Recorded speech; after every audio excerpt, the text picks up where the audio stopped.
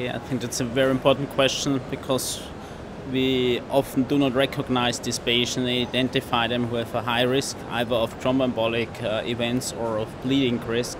So we need to do the risk scores and use them like the CHA2DS2 score, which is recommended by the ESC to identify the high risk, but patients for thromboembolic risk, but also the Hesblatt score to identify the patient of high bleeding risk.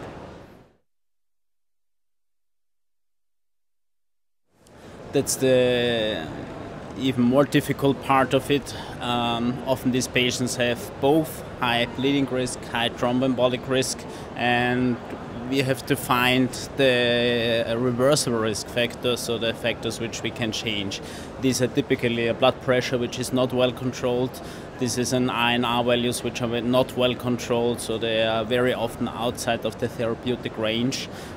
So these two things we can change, and the third thing, which is very common, is concomitant therapy, for example with aspirin, which is usually not necessary and which we can take away and it's still fine, so the patient is protected, but we have a lower bleeding risk.